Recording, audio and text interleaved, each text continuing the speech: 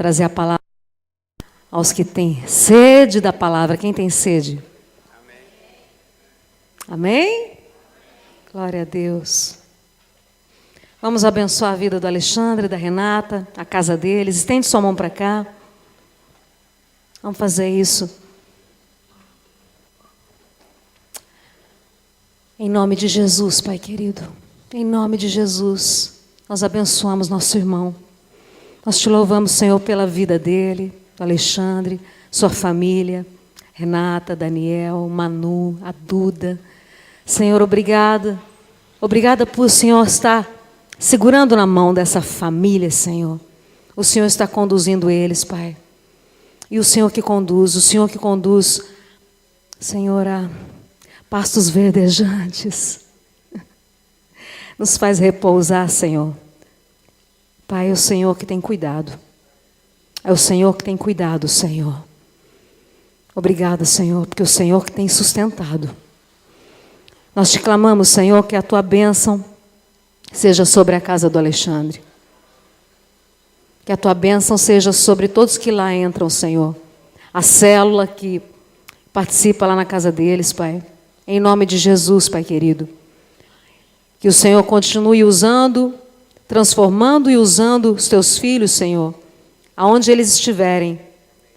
Na célula, em casa, no trabalho, na rua, no meio da família, dos de perto, dos de longe, aonde o Senhor tem os enviado, Senhor. Em nome de Jesus, Pai querido, também te pedimos que nessa noite o Senhor abra totalmente, Senhor, os nossos ouvidos, que o Senhor tenha cativa todas as mentes aqui nessa noite, Senhor, para ouvir a palavra que o Senhor vai nos entregar através da boca do Alexandre. Em nome de Jesus, nós te pedimos, te agradecemos. Amém. Amém? Vamos aplaudir o Senhor mais uma vez?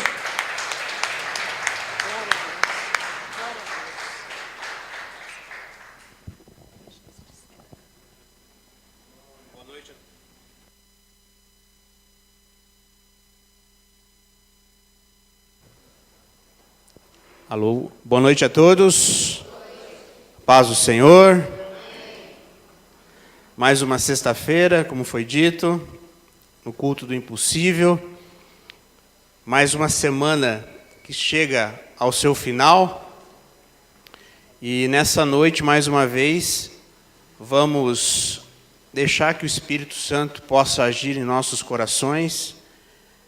Como a Rosana disse, que a gente permaneça atento, fique atento, porque a palavra de Deus ela é direcionada para você nessa noite. Amém?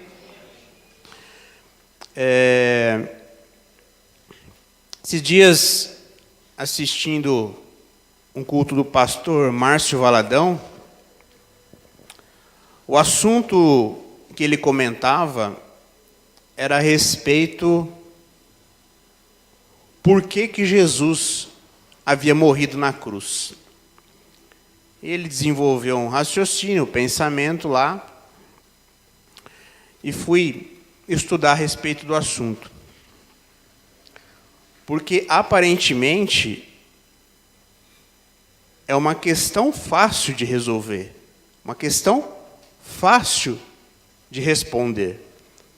A Rosana, hoje, na abertura do culto aqui, fez várias menções que Jesus veio para salvar, Jesus veio para remir os pecados da humanidade, Jesus veio para restaurar. Ela citou essa palavra. Eu começo por aqui, e eu peço que todos prestem atenção no texto da palavra de Deus, em Atos 3, de 20 a 21.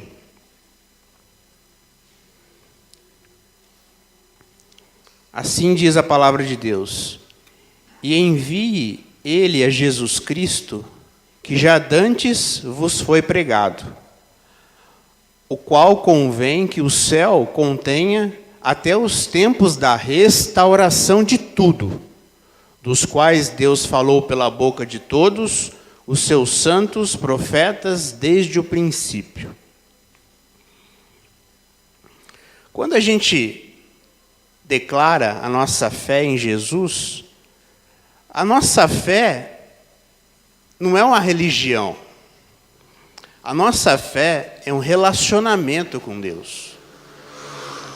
A gente confessa a nossa fé e espera, no fundo do coração, que a gente mantenha um relacionamento com Deus. Porque o cristão que declara a sua fé, mas não procura esse relacionamento com Deus, na verdade a fé dele é uma fé vazia. É uma fé que não encontrou ainda a verdadeira finalidade. E nesse relacionamento com Deus, a gente tem que gozar da alegria, da satisfação em nós, obedecermos a sua palavra, nos colocarmos à disposição da sua vontade. E isso não é feito por obrigação. Deus não exige nada. Deus, ele se satisfaz com os nossos comportamentos, mas sem exigências. Não é uma obrigação, é o livre-arbítrio. E na palavra de Deus, fala que Jesus foi pregado, o qual convém que o céu contenha até os tempos da restauração, ou seja, Jesus vai voltar, amém? Então, até que isso aconteça, há necessidade de restauração de tudo. Como o pastor gosta de mencionar, tudo é tudo. E o tudo, a gente vai pensar num aspecto de coletividade, mas aqui o mais importante para hoje é nós pensarmos num aspecto individual. E o que é restaurar? Restaurar é voltar ao início. E aqui nós não podemos deixar de lembrar que no início, na criação, tudo era perfeito. Aquele era o mundo ideal planejado por Deus, antes do pecado de Adão e Eva. Aquele era o mundo ideal.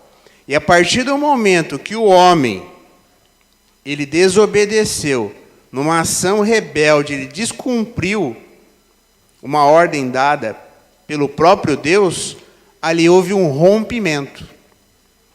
O homem decaiu e não mais tinha a oportunidade de se relacionar com Deus.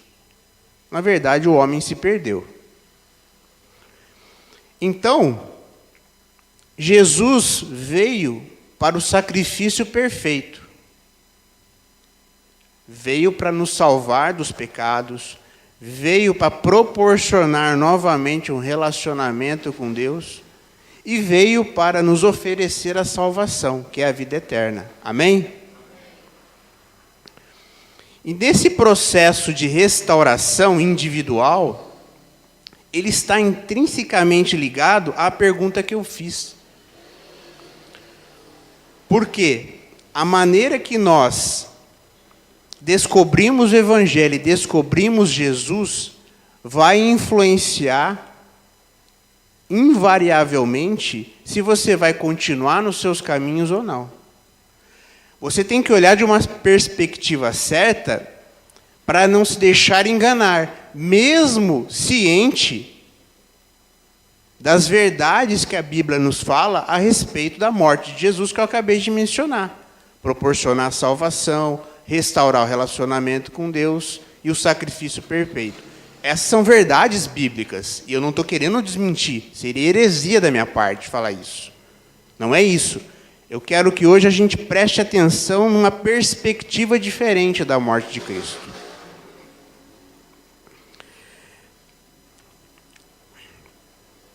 E nessa dinâmica que eu falei, a gente tem que compreender a fé, porque essa nossa compreensão vai influenciar nessa nossa caminhada com Jesus. E como eu disse, o modo como nós recebemos o Senhor vai determinar muito como vivemos com Ele. E aqui eu peço para novamente lermos a palavra de Deus em Filipenses 2, de 5 a 11, a gente vai começar a responder a pergunta.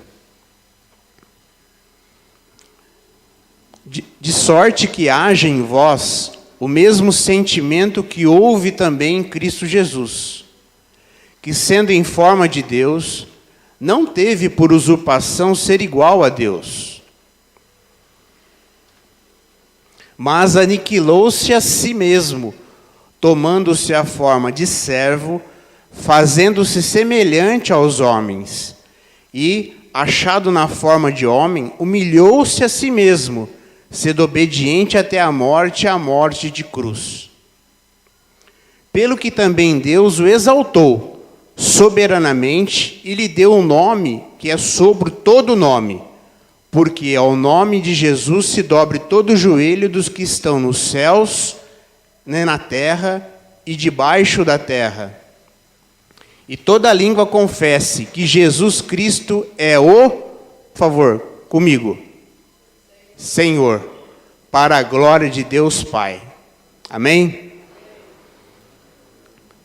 Bauer, por favor, mantenha no versículo finalzinho. Então, toda língua confesse que Jesus Cristo é o Senhor, para a glória de Deus Pai.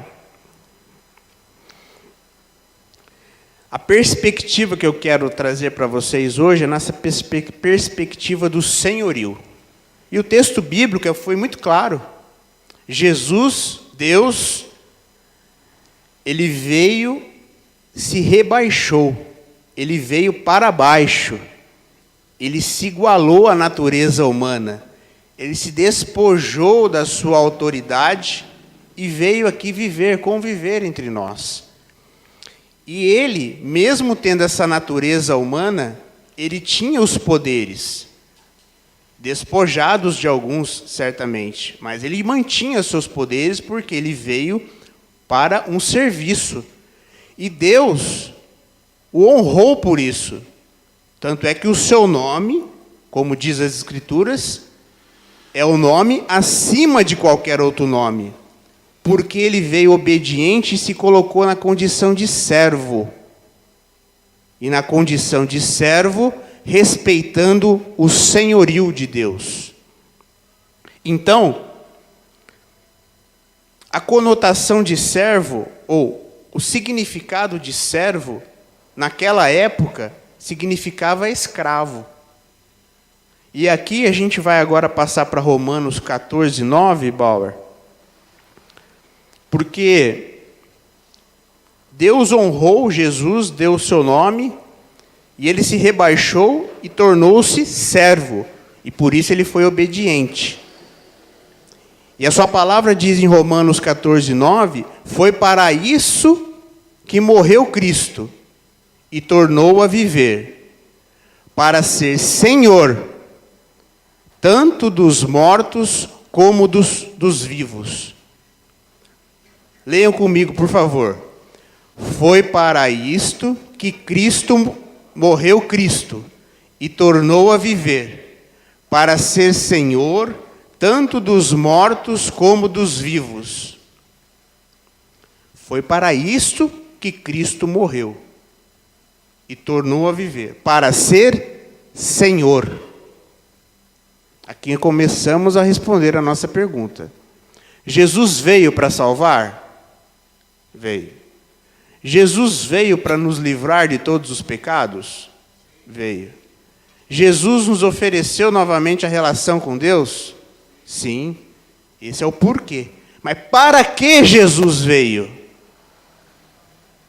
A palavra diz que ele veio para ser Senhor. E hoje a meditação é nessa perspectiva. Quando você reconheceu Jesus, você reconheceu realmente o senhorio de Jesus em sua vida? E reconhecendo o senhorio de Jesus, você está exercendo a qualidade de servo, de escravo de Deus? A palavra Senhor hoje, no nosso dia a dia, ela perdeu um pouco o significado que eu estou tentando levar para vocês. com todo respeito, mas a gente utiliza o Senhor para qualquer pessoa. No Brasil, inclusive, né? No Brasil se usa muito o você, né? Em Portugal, você é um pronome mais de intimidade, né? E aqui a gente usa o Senhor para nos referirmos a uma pessoa de respeito, mas com quem nós não temos tanta intimidade. Mas não é esse o sentido da palavra Senhor. Para isso a gente tem que voltar e entender a palavra Kyrios, que significa Senhor, chefe, amo, soberano, máxima autoridade. É nesse sentido que a palavra Senhor era empregada na época de Cristo e depois da sua morte. Naquela época, o Kyrios, em letra minúscula, era a pessoa que tinha escravos à sua subordinação. E o maior Kyrios da época era o imperador romano, era César, que era Kyrios com letra maiúscula. E aqui está o grande problema que os cristãos daquela época eles enfrentaram. Por que eles foram perseguidos? Porque o imperador ele não admitia que uma pessoa que era seu escravo, que era seu subordinado, e todos os eram naquela época, ele não admitia que uma pessoa reconhecesse e declarasse outro ou um ser superior como Senhor. Por isso que muitos cristãos foram mortos. E muitos aqui, milhares, para não dizer milhões de pessoas durante toda a história. Por quê? Porque não se rebaixavam, não davam autoridade a César, nesse sentido do senhorio da palavra. Você pode me falar, mas nós somos escravos de Deus? Sim, mas escravo não é uma palavra que remete à crueldade, não remete a questões desumanas. Sim. Os nossos exemplos na Terra, o exemplo do homem em escravidão, são os piores possíveis. Só que aqui a gente fala de Deus. E quando a gente fala que nós somos escravos de Deus, significa que Deus nunca vai cometer nenhum abuso contra o seu filho. Nunca Deus vai cometer qualquer ato ou qualquer tratamento que desabone, que desonre, que desqualifique o seu servo. Essa é a grande diferença. Que muitos não são capazes de alcançar a mente, a plenitude de Deus. Então, o verdadeiro cristão pode sim falar, nós somos escravos de Jesus Cristo. Amém? E aqui, naquela época, no início da fé cristã, como hoje também, toda pessoa ela tinha que fazer algo. Tinha que fazer uma declaração. E aqui eu peço, Bob, por favor, Romanos 10, 9.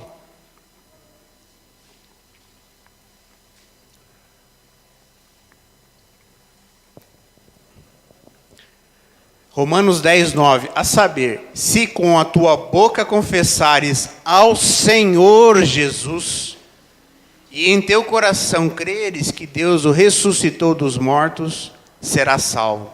Amém? Se a sua boca confessar ao Senhor Jesus. Por isso que os cristãos eles foram perseguidos. Eles declaravam isso em público, que o Senhor era Jesus Cristo, e passava a seguir o Evangelho. Muitas pessoas foram mortas, por isso eu acabei de mencionar.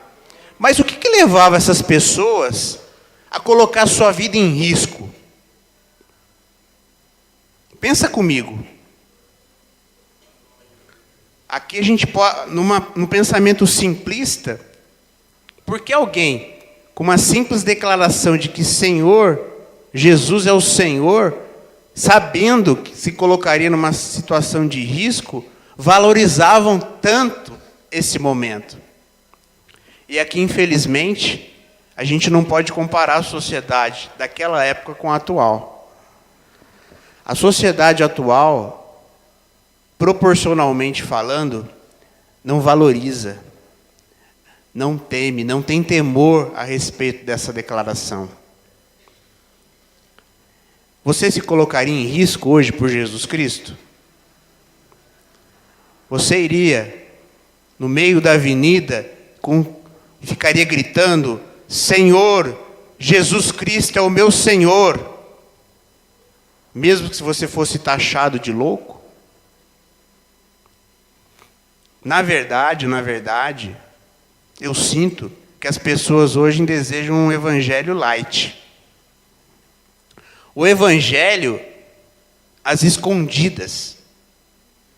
Um evangelho que nós não precisemos declarar, confessar com a nossa boca que Jesus é o nosso Senhor.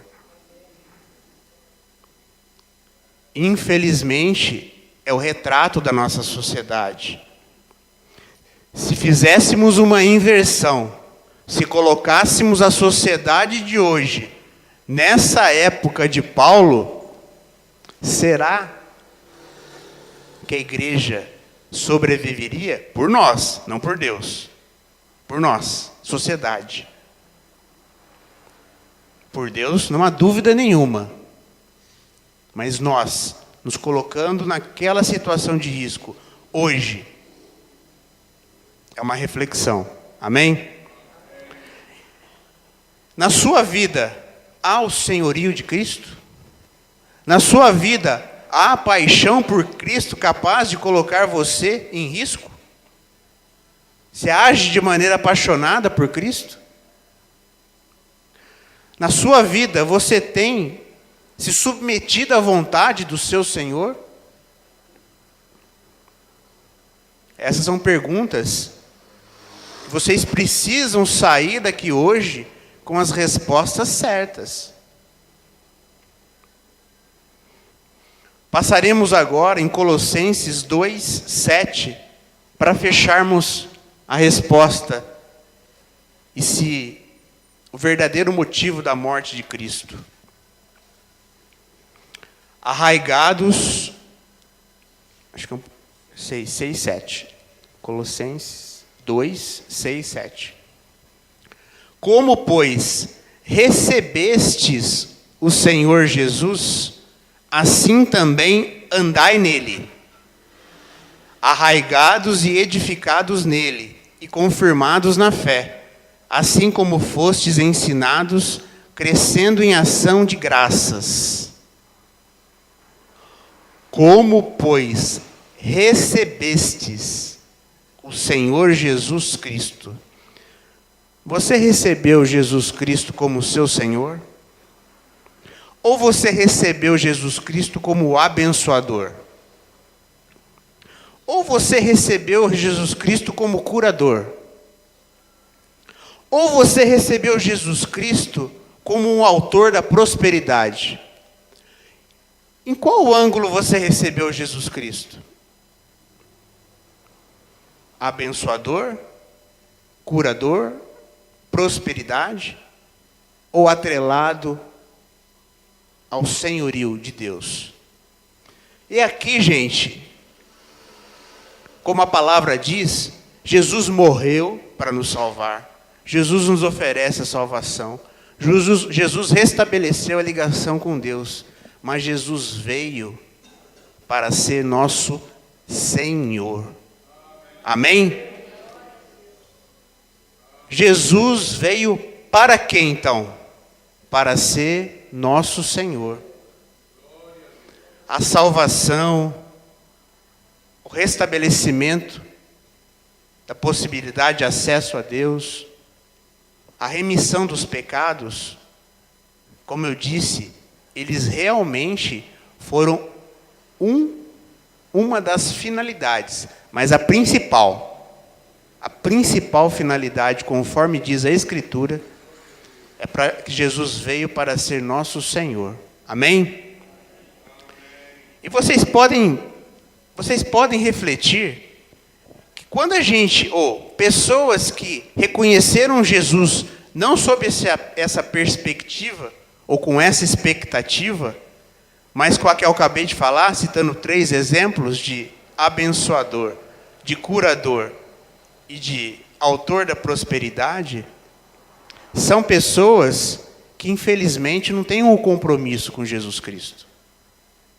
Por quê? Porque Jesus, ele pode abençoar. Ele pode curar. Jesus pode ser o autor da prosperidade da sua vida. Mas e se isso não acontece? Se não for do propósito, da perspectiva de Deus,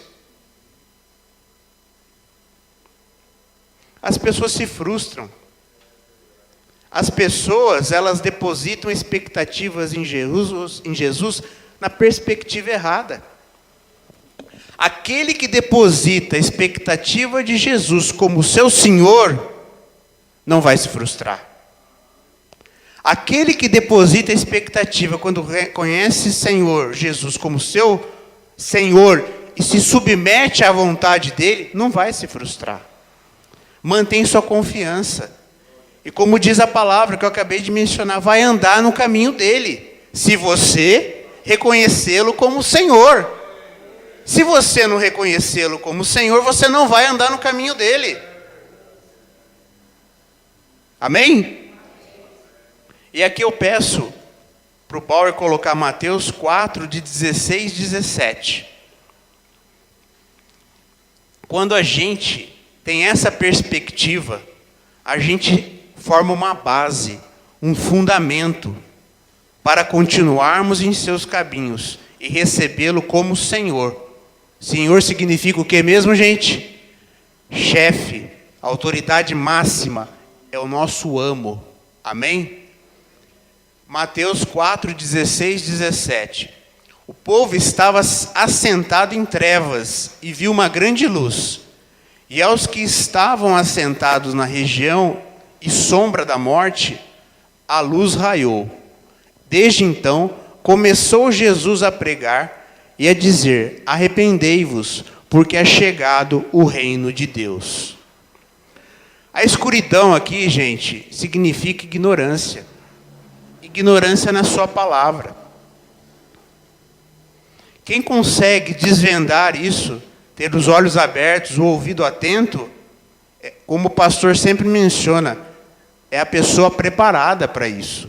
É a pessoa que sai da escuridão e entra na luz. E aqui o reino dos céus, o reino é domínio. O reino é domínio. Bauer, pode colocar João 8,12.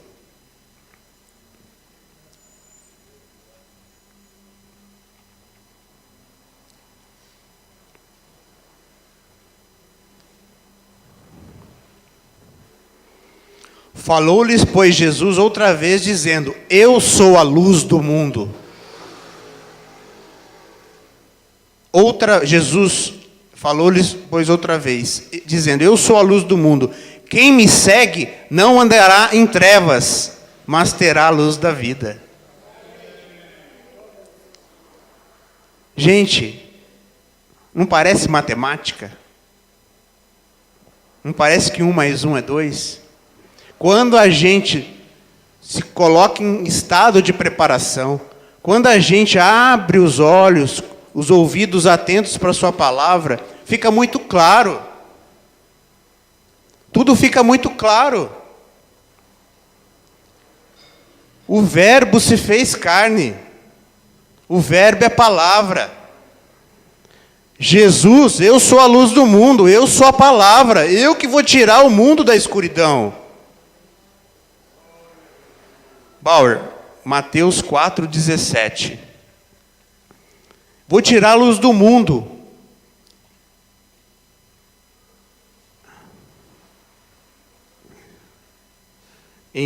Desde então começou Jesus a pregar e a dizer: arrependei-vos, porque é chegado o reino dos céus. O reino dos céus, ele está próximo. Não significa que o reino dos céus, ele virá apenas com o retorno de Jesus. Muitas pessoas fazem essa associação. Inclusive, fala que é aqui. Muita gente fala, onde que é o inferno? O inferno é aqui na terra. Não, o inferno não é aqui na terra. O inferno é aquela pessoa que se submete à autoridade do diabo, já aqui na terra, porque ele é o príncipe deste mundo. Mas nós, na terra, já podemos viver no reino dos céus. Não parece contraditório? Não. Reino dos céus é domínio. A partir do momento que nós deixamos a nossa vontade e passamos e deixamos que Deus domine a nossa vontade, nós estamos vivendo já no reino dos céus. A partir do momento que nós buscamos a luz, que é Jesus Cristo, com informação, a partir do momento que nós abandonamos a escuridão, que é a ignorância no Evangelho, e automaticamente a gente se coloca em submissão à vontade de Deus, fazendo com que Deus se torne nosso Senhor, nós vivemos o reino dos céus. A partir de hoje, então, se alguém perguntar para você, por que Jesus morreu?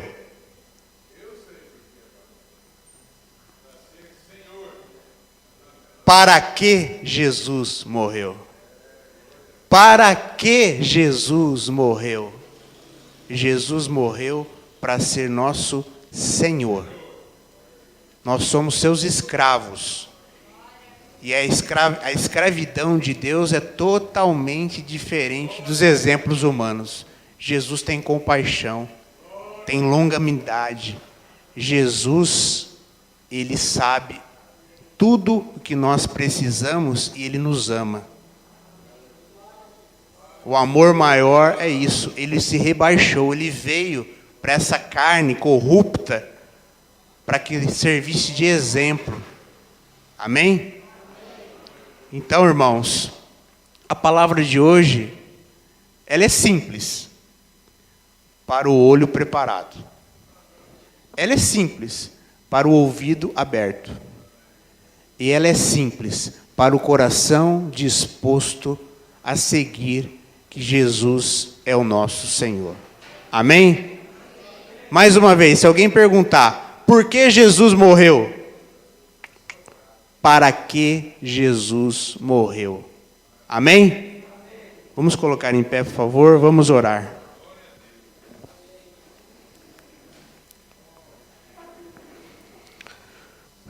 Senhor Jesus, meu Senhor, muito obrigado, Senhor, por mais uma noite em que o Espírito Santo agiu poderosamente no nosso meio, Senhor, nos trazendo a revelação da sua palavra, entendendo não só os motivos relevantes da morte de Cristo, mas aprendemos o essencial, que Jesus é o nosso Senhor.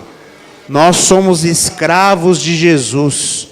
Nós somos seus servos, Senhor. Nós estamos à sua disposição. Mas para que isso realmente se aplique em nossas vidas, a gente tem que mudar o nosso coração e o nosso jeito de pensar. A gente tem que se desvincular desses padrões do mundo.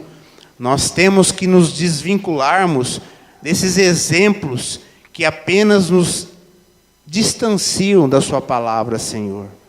Repreenda, Senhor, todo e qualquer motivo que nos afaste da sua palavra, Senhor.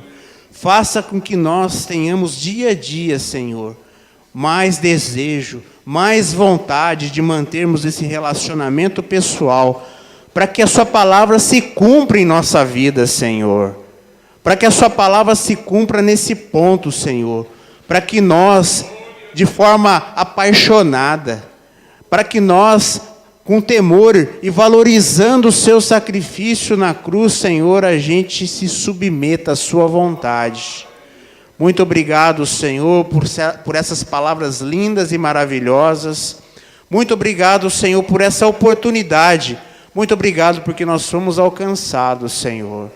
Tantas pessoas estão distantes do Evangelho, tantas pessoas desconhecem o verdadeiro fruto do Espírito Santo, Senhor, e nós estamos aqui, numa sexta-feira em que muitos estão, entre aspas, se divertindo, mas nós estamos regozijando na sua palavra, Senhor.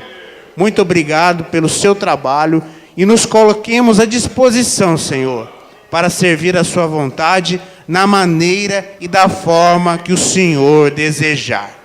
Muito obrigado, Senhor, por tudo que o Senhor tem feito em nossas vidas. Abençoe, Senhor, a saúde do seu povo. Abençoe, Senhor, a saúde dos seus servos, Senhor. Dê esperança, dê alegria, dê paz, Senhor, para que essas pessoas elas busquem cada vez mais se submeter à sua vontade, Senhor, entendendo a sua palavra, o seu evangelho, Senhor. Abençoe a noite do impossível, Senhor. Opere milagres em nosso meio, Senhor, porque só o Senhor é capaz. Muito obrigado, Senhor. Muito obrigado. Nós só temos que agradecer. Tudo isso eu peço e eu oro em nome de Jesus. Amém.